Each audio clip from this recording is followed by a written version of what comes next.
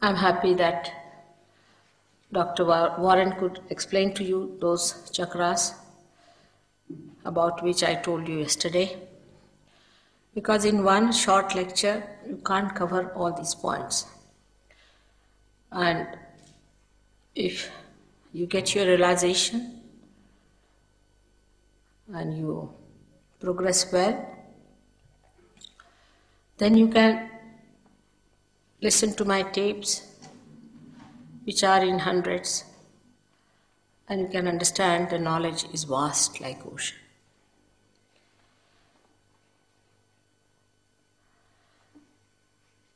As I yesterday told you, that when you get enlightenment, you become the knowledge. It's a very confused statement. People don't understand what does it mean to become the knowledge. The other day, a gentleman came to me and he told me that my guru has already given me the knowledge. I said, how? Because he told me I have given you the knowledge. I said, but still, how is it? It is knowledge. How do you believe that he has given you the knowledge? So he said, no, mother. He touched me on my forehead and I saw a light. I said, then still, you can see the light otherwise also. How is it you have got the knowledge? So he started thinking about it. He said that, what should happen if I get the knowledge? I said, see, this is another person sitting next to you. He's a Sahajogi. He knows what Kundalini is. Also, he knows how to raise your Kundalini. He knows what is your problem, what your chakras are catching. He also knows what are his problems. So he asked me, how does he know? I said, he has become the knowledge. As yesterday I told you that on your central nervous system, you should be able to feel others and yourself, which is inside. Now, for example, a person who is mad. When he started becoming mad, he did not realize. He did not realize he's already possessed and that he's getting mad and that he should have treatment. Nothing he realized. Gradually he became mad and he is in the lunatic asylum. Or a person who gets cancer does not know he's developed a cancer. Till they say that now it's hardly 15 days, you have to die. This is on physical level, mental level. A person who is egoistical does not know that he is egoistical, that he is oppressing others and others are a part or parcel of himself. Like Hitler never realized that he was such a horrible devil, that he will go to hell. And those who were around Hitler that time did not realize that a devil is growing in this society, that a devil is going to come. Nobody realized everything, and suddenly after 11 years he comes back as a horrible, destructive, satanic force. So, if you read the books written before his regime, they were actually supporting him. Because they said that we are getting decadent, our society is decadent, and we need a person who will take us to austerities and who will make us little disciplined. We need discipline, we must have discipline. And so they liked him. Even the young students liked him. When he went to the universities, he charmed them by saying we must have discipline, we should be austere, we should not eat this food, we should not eat that food, we should become very austere. And that thing was very much appreciated by the young people. They did not realize whether this man was a devil or not. Now, knowledge is such that in that you see the subtle of yourself and subtle of others. And the subtle of ours and the subtle of others resides in the chakras. These are the chakras which reside within us. And these chakras are the ones who cater to the need of any emergencies we have. For example, if you have to run very fast, we can run very fast. Our heart starts beating. The sympathetic goes into action. Then these chakras bring it back to normal by supplying proper energy to that part which has been overused. They bring it back to normal. When, say, on the left hand side and the right hand side, we have two extraction of the sympathetic nervous system. When this extraction is too much on the chakras, these chakras get separated. And there is a deity in every chakra. And when that deity sleeps off, there is a separation from the whole, because that is how we are connected with the whole. This is supposing is the vertebra, is like this. Once it is broken off, you are broken off from the whole. The control is lost. Once the control is lost, then you start working on your own. Once a cell starts working on its own, it becomes malignant. It loses that relationship with the whole which gives it balance, a sense of proportion and coordination, how much to grow, and that's how cancer is set in. In the society also nowadays, because the society is becoming ego-oriented, we go on saying, what's wrong? What's wrong in this? What's wrong in this? As today, just now, Warren was telling you that there is a dharma within us. We have got 10 dharmas, the 10 sustenance within us, the 10 commandments that we have to obey. Why? Because if you go out of them, then you go into an imbalance, and if the imbalance is set in, then you can develop any one of these problems which come out of imbalances. That is how we cannot cure cancer, because we cannot make the cells go back to its normal condition. At the most, what we can do is to remove the cells from the body who start attacking others and making them also ego-oriented. But we cannot make them again normal cells. Only through vibrations you can do it. Because when you vibrate these centers, they become more powerful, they expand their aura, so the circle that was small becomes bigger, engulfs both the sides and bring them together, and again the deities are awakened and the cells start getting the message from the whole. This is a simple principle which is a subtle principle. But a person who gets a cancer, how will he know he's got a cancer or not? Because there is no way of knowing it. But when you become the knowledge, you start developing the sensation on your fingers. And there are decoding words, decoding language, which tells you which are the centers catching and how to cure it. Immediately you are on the alert because you know it's happening. Now people who have, say, mental problem, they don't know they have mental problem. Some of them, they are not at all aware of it. But then they realize they have a mental problem. A psychiatrist came to see me. Today only he was with me. He's a surgeon and he treated some mentally handicapped person. He's a psychiatrist. So he finds always his finger shakes before me. This finger and this thumb. If this is burning and this is shaking, that means there's a possession working on you. A simple thing like that. Now this person can clear it out because Sir Yogi takes hardly 2 minutes to clear it out. But the person who has got it can be also cleared out, because once you know what is the center, and if you know the deities whom to awaken, and if you know how to awaken them, you get it cleared out. That's how mad people can also get cured. Now here there's a madman on the road. Just now when he was speaking, I was in the room. He was saying, you must seek Christ, you must seek God, and all those things on the street. He's himself mad. You see a mad leading others into what? Lunatic asylum?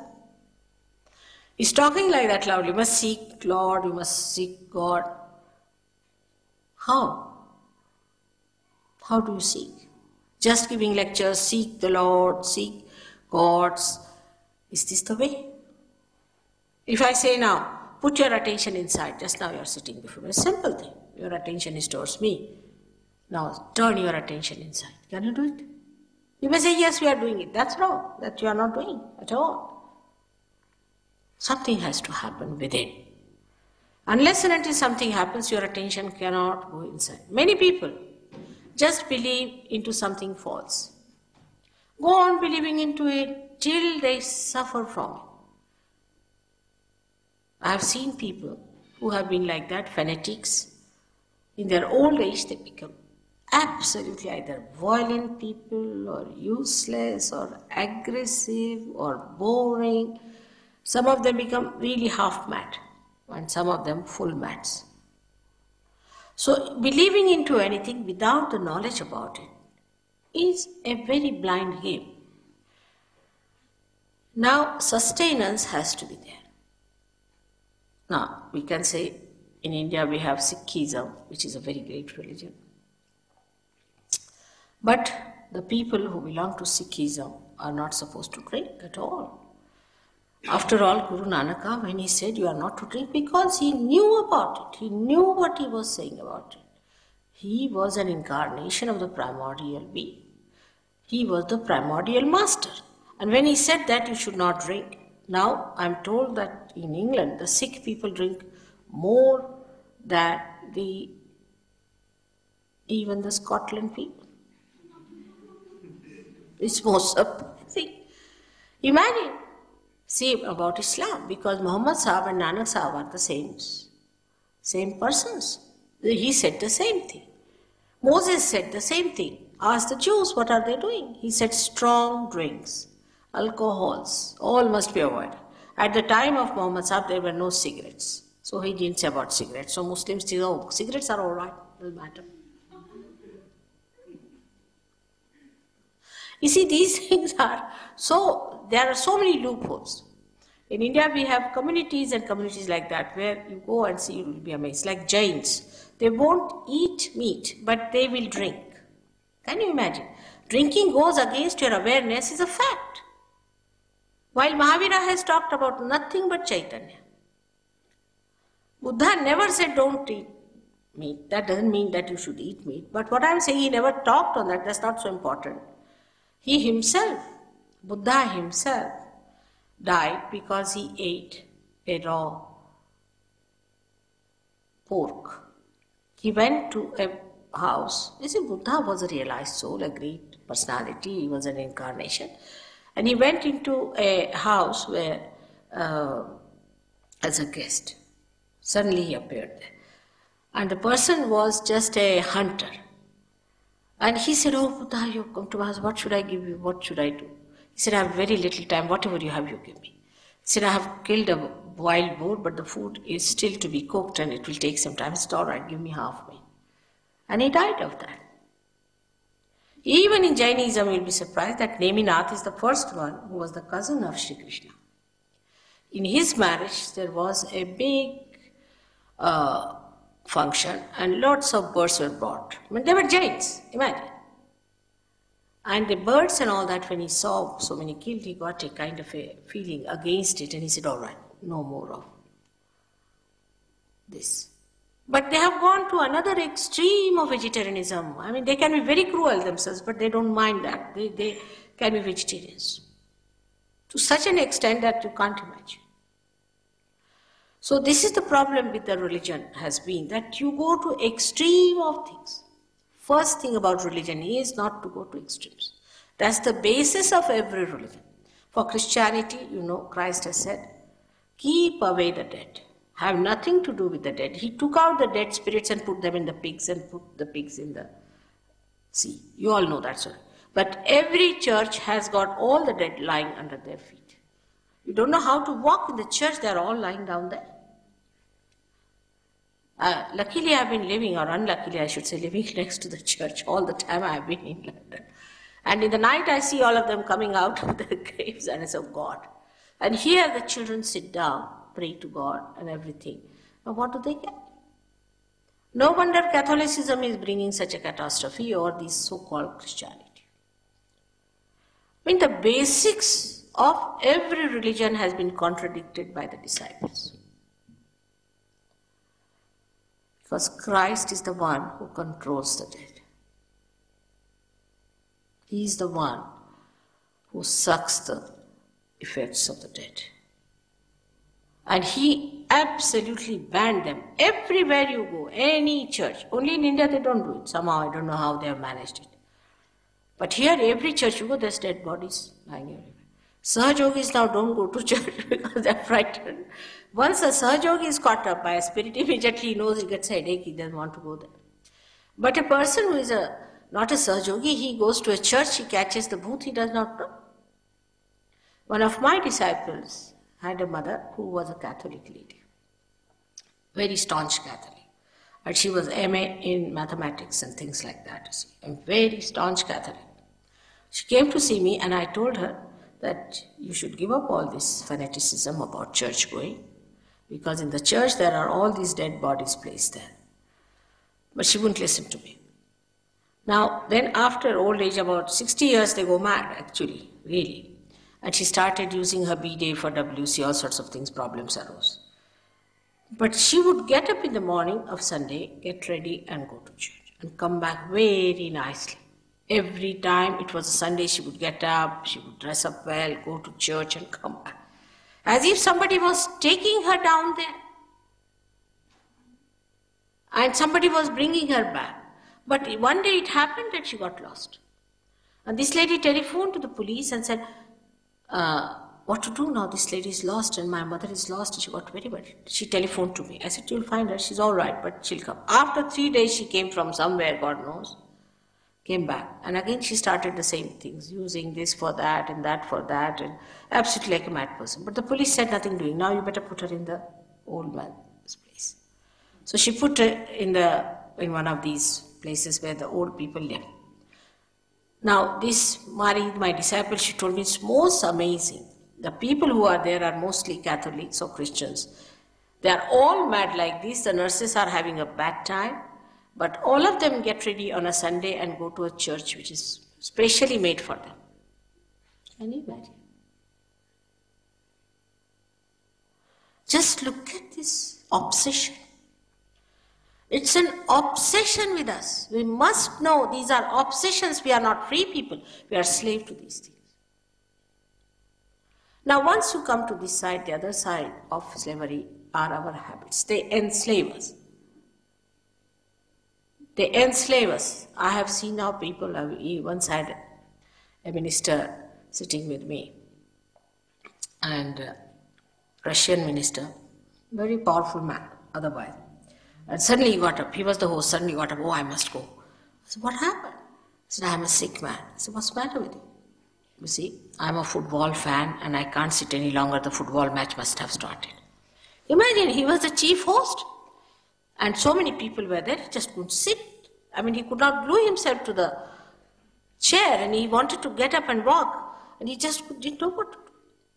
I was amazed. He had no poise, no control over himself.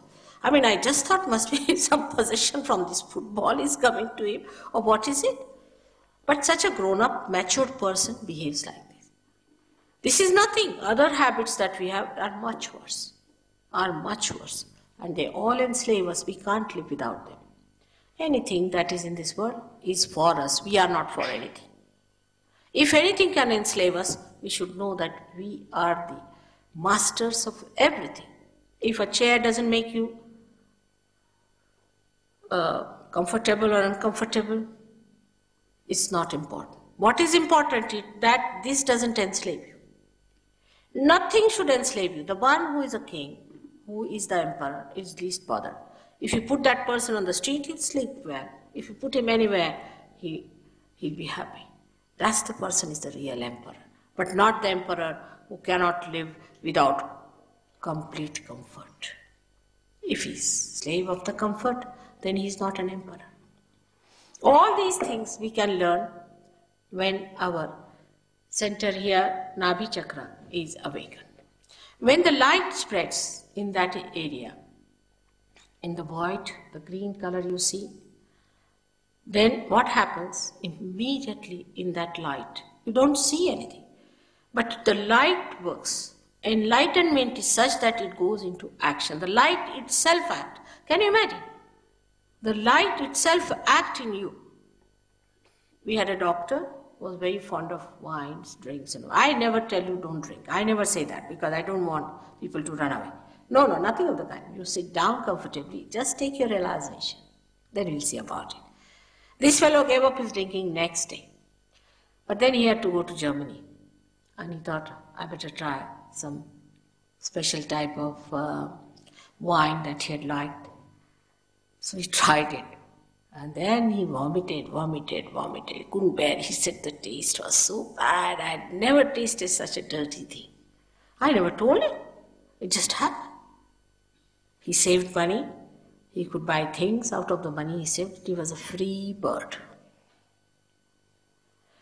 But I don't have to tell you this because we are so addicted and identified that even if you say that this can happen with Sahaja Yoga, many people will refuse it.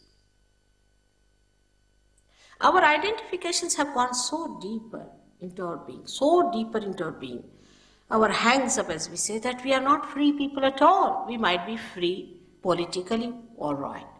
But this is so superficial.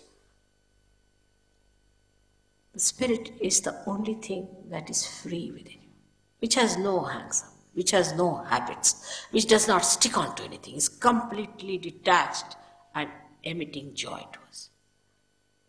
It is the thing that makes our spirit, our attention so enlightened. Now, enlightened attention, as I said, is not the attention that we understand that there's a light, we see the light, nothing of the kind.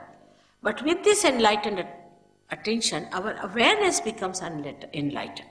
So that we start feeling other people on our hands. Like the other person here sitting yesterday, you must have seen. आप जरा ठीक से बैठिए, सब लोग क्या सोचेंगे? कायदे से बैठिए, हिंदुस्तानी आदमी. The other day, one gentleman was here and he told me that your energies are different from mine. Nothing of the kind. If you have negative energies, for the time being you will shake. Definitely you will shake for a while. No doubt if you have too much negative energies. Like once we had a program and some people were there, some Brahmins. And they were very much against me because I am not a Brahmin. They said, we'll not have a mother's program. I didn't know all these stories. They never told me. But they came before me and started shaking like this. So I said, why are you shaking so much? They said, we are Brahmins and we understand you are Shakti, so we are shaking. I said, but why are you shaking? Nobody is shaking here. So they pointed out to other 4 people. They said, see, they are also shaking. So I said, go and find out from where do they come. They went and found out that they came from lunatic asylum. I said, relatively you should see who are shaking, are you and these people, nobody else. So if there are negative forces, do shake a little bit. But we should see again, what's the use? What's the use of getting this energy within us? That is very important because we are utility-oriented people. Everything must have an utility. As it is, what do we have which has utility in this world? Nothing. If we had something which had real utility, we would not hanker after anything else. The hankering is still on, so we should conclude that whatever we have got now is not the ultimate. The utility of the ultimate is that once you get the ultimate, everything becomes relative.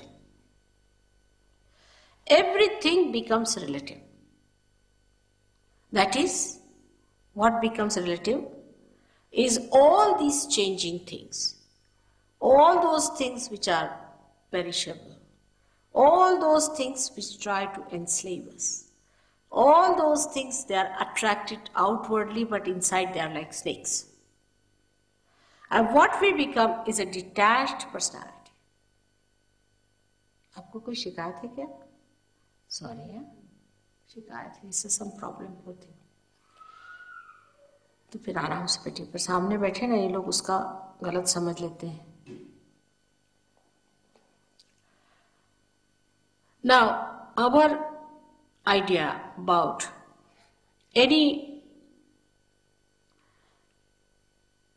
understanding about religion is that we go to a limited church and a limited society, limited club, do exactly the same, wear the same sort of dresses, wear the same sort of cap or things, we belong to one religion.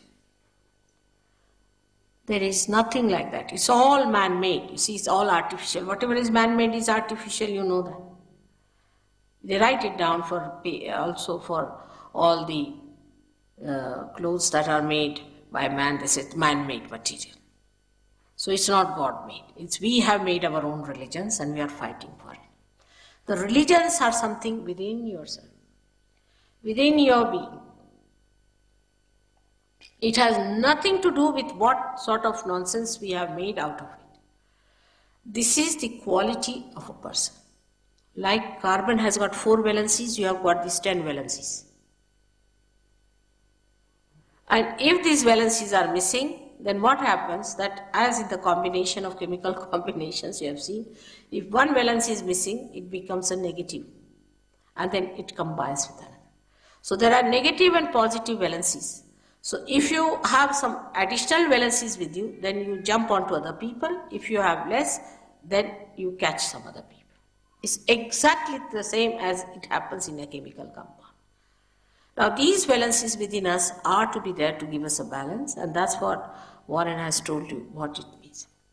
When you get your realization, your dharma, your 10 commandments get enlightened, means you get empowered. You become that. You go beyond religion. You don't have to follow anything, you just become. You become so integrated. For example, some people, it doesn't suit to have, say, potatoes. They will just don't like it. Just don't like it. Before realize it's just the other way around. If they are not supposed to eat potatoes, they'll eat potatoes more. After realization, you won't just have it. You won't have it. You are so integrated. The sustenance within us gets so enlightened that our priorities change completely. We start judging everything on vibrations. Now we have a little girl, you have seen Olympia. She eats very little, practically solid food she does not eat. But if I give her anything to eat, she will eat. From nobody else. But if I give her anything, she'll ask for more and eat. It's surprising, she understands vibrations.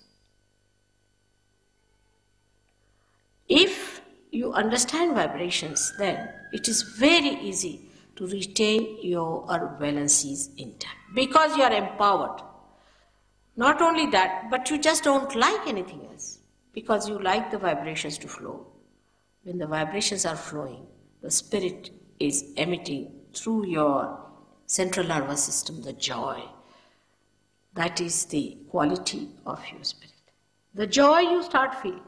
And when you start feeling the joy, then you don't want to give up for anything. Just don't want to give up. You want to enjoy it. So you become the knowledge and the attention which is actually placed in this area and sustained by your liver becomes enlightened. As I told you yesterday, sitting down here, if you want to feel about anyone, you can find out. Like just now I saw one gentleman sitting little awkwardly. I thought he's not sitting properly. I said, sit properly. But then I paid attention to him. I knew he was not well. So I said, have you got any problem? He said, yes. I said, then it's all right. So with attention, you immediately understand a person, what's the problem with that person is. Sitting down here, you can find out the vibrations of anyone. For example, now we can say, if there's no Russian, that, should I say or not? Brezhnev is possessed. He's a possessed man just now. I'm going to Russia. I hope I'll take out his possessions. He's a possessed man. They are dealing in these parapsychology. Same in America, it's going to happen. It's going to happen everywhere where you try to practice these spiritualists and all that, what we call Preta Vidya, Smashana Vidya and all that, which is absolutely horrible things, calling them with sophisticated names like parapsychology and call it by what other names they call it? Charismatic movements and all sorts. It's nothing but spirits. Nothing but spirits. All these people are practicing nothing but spirits.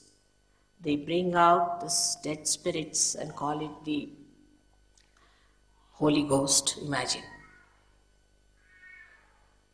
This charismatic movement is another horrible thing. I don't know how to tell you about it, but I must say that the whole science has become so subtle that nobody knows that this is the scorpious, horrible satanic force that is working through us and attracting us to these spirits. Some people said, Mother, there are good spirits and bad spirits. But why? Why? Why go to the dead? You don't know which is good, which is bad. How will you know? Why go to the dead? We have to be in the present. We don't have to be in the past. So that's one thing happens when you lose your valencies, that you go to the left. When you go to the right, you may be very austere, you don't eat that food and this and that. You may become a very ego-oriented person. You go to another side called supraconscious, the collective supraconscious. The left side is the collective subconscious and the right side is the collective supraconscious. When I started my work, I decided not to talk about these dead spirits. I said, I'll manage without that. That's not possible. For 3 years, I never talked about it. I didn't talk about the deities. I didn't talk about anything. For 3 years, I managed it. But then among us, a lady came who was practicing all these things. And she possessed so many people. And thousands of people used to go to her. She would tell them which horse will come first. Where is the money lost? All sorts of things. And thousands of people used to throng, Here we have so few people, but let some tantrika come in, you won't be able to control your traffic. This will be the condition with any one of these horrible people coming in. And this lady really made me talk of these things. And that's what it is, they exist. So going to the left or to the right, you go into a problem because you enter into an unknown area which is very dangerous. Very dangerous. For your information, cancer is caused by left side movement. I have not seen one patient of cancer who has had no such experiences. For example, these fake gurus, or this initiation by these horrible people, or reading the books of these left-sided things like, what's his name, is Rampa, Sampa and all these so-called Buddhists. Any one of these things can cause cancer. And recently I saw a very good film on this by your television here, English television. They showed where some doctors had made an investigation and they said that they have seen that the cancer is triggered by some proteins which they recognize. They call them as 52, protein 52, 58, that's the name they give. But they recognize that they are coming from the area which is built within us since our creation. So it is the collective subconscious. And they have pictured also, photographed. So now, though, what I have said about 10 years back, they are saying now, but they are reaching that point. They have to just cross the limit. They have to just get the realization. And because the doctors cannot reach that area themselves, they cannot cure cancer. At the most, they may stop it, they may try to reduce the possibilities and all that, but complete cure they cannot give because they cannot extract people from that area altogether. They can always be drawn into it if that area is made like this. It's very interesting to see how these things are caused within us. This center is one of the most important center because it gives us our seeking, and our pure seeking should be for spirit, for nothing else. But those people who go wrong, all that you see in such people who have bent their forehead before wrong people, They develop a ridge on their head. And there are 11 centers here, which just come out like a ridge. And these are the 11 centers called as Ekadasha Rudras, which are responsible for the destruction, the ultimate destruction, the Kalaki as called as, or what you call the Maitreya, or the coming Christ on the white horse. That ridge once set in, it starts developing more and more, and destruction is made. I must say, from the unconscious, many people get ideas. I have seen people drawing or showing some pictures where they show a very devilish person with a horrible this thing coming out and a squarish thing. I don't know how they get these ideas, but that's a fact. Now, the destructive forces are also on action. They are also working out their forces. We have to be very careful. We are very precariously placed. Formerly, if you had gone too much to the left and right, you would have been not so badly off, and people didn't care also so much. But today, you are so precariously placed and you are so sensitive and vulnerable that you have to be extremely careful. The rate of destruction is set in very fast, and the rate of construction has to be set in much faster. If you see along, when I see what is constructed, nothing. If you read in the newspaper morning till evening, one good news will come that the princess has delivered a beautiful boy. The rest is horrifying. You ask them to publish something nice. I told them to publish about Sahaja. They are not interested.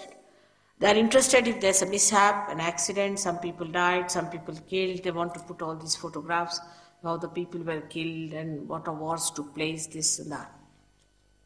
They have no time for some good news, some good message, something of hope. They don't want it.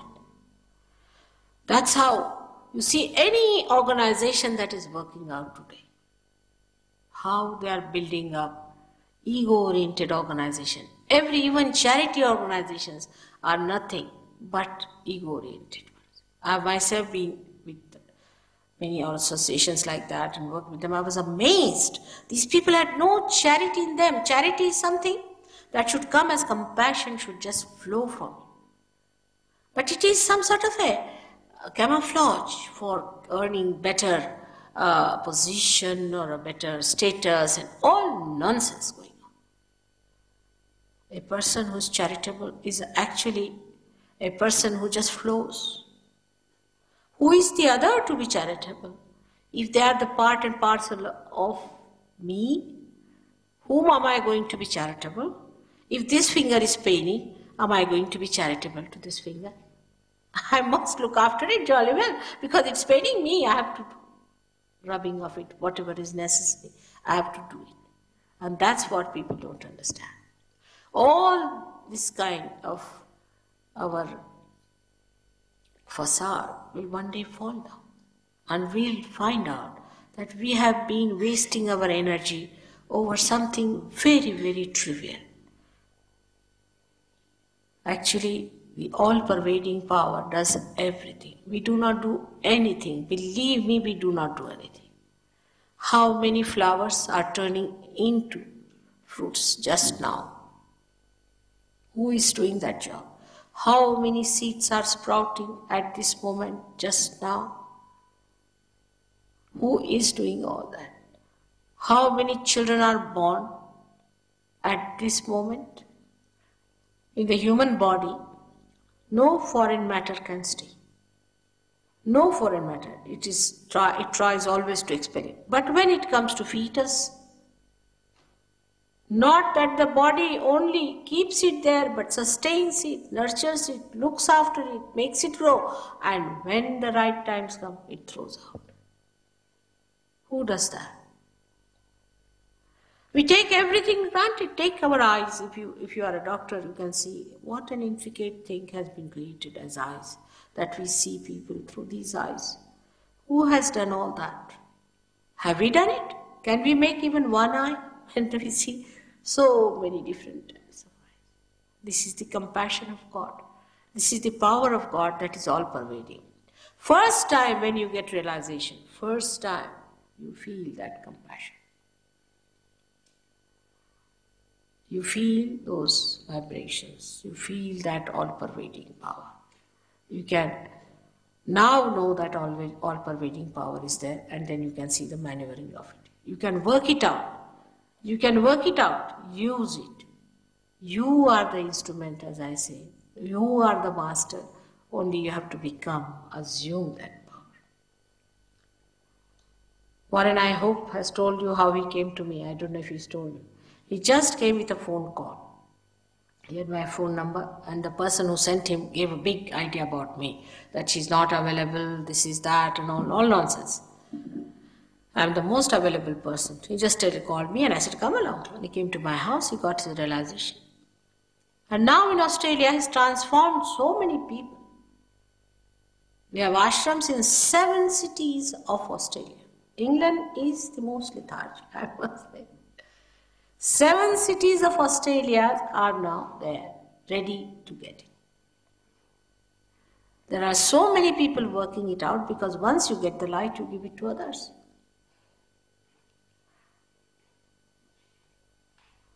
So now we move to another center. Above that is the center of the Mother of the Universe.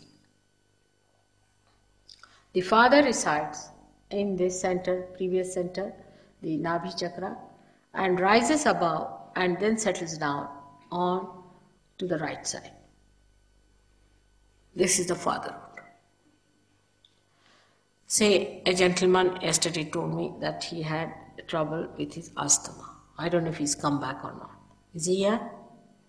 Yes, good. Now, this gentleman has asthma. Of course, I told him that he had trouble because of too much bathing systems of India. Indians, you see, we bathe too much. Apart from that, it comes from the father's grief. His father had died, and the father himself is not willing to leave him, is worried about him. It can happen to any one of us. If a man is unkind to his son, it's a father principle. If the son is unkind to the father, so the father is hurt. It's the father principle if it is disturbed by any chance. Or suddenly father dies and you feel the pinch of that all your life. All that can work out here and you get this right heart catch. With that, you get asthma.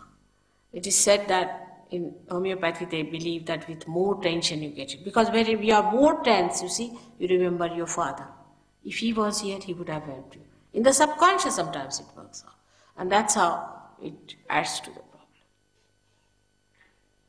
It is so simple to work out that you'll be amazed that if you have to just raise the principle of father in a person like that, who might be a dejected father, who might be a cruel father, who might be a son who has lost the father, can be anything. That you have to just put your hand on that part and just say a mantra, a chanting, which will raise or which will awaken the fatherhood in a full bloom, and you get cured. It's very simple. The center heart is governed by the Mother of the Universe. She gives us a sense of security. When you are at the age of 12 years, the bone that is in front here starts emitting antibodies. It creates antibodies within it till the age of 12 years. And then these antibodies are really the soldiers of the Mother of the Universe. We call her Jagadamba in Sanskrit language. And they spread to the whole of the body, and wherever there is an attack, they inform each other and they fight it out. These antibodies are created in the sternum bone, in the front side of the, we can say the ribs, where the ribs meet, thoracic region, that part, they stay there, are created till the age of 12 years. Now what happens in ladies especially, They are the mothers also. When their motherhood is challenged, they get a problem. Like a woman say her husband is a flirt, he has a roving eyes or sort of a thing, and she's insecure. Then this motherhood is challenged. And when it is challenged, she gets a problem there. And she gets a disease of the breast cancer and all that is caused by the insecurity of a woman. If a woman is insecure, she may be with any reason insecure, she gets this breast cancer. There was a girl who was married. She was married to a Catholic or someone like that. There was an inter-religion marriage, and the people of the boys' side tried to trouble her a lot. It's very common in India, but here also I see it is so. And they tried to sort of say these things to them and that thing to her and to her parents and things like that. And she developed this insecurity within her, that she developed breast cancer.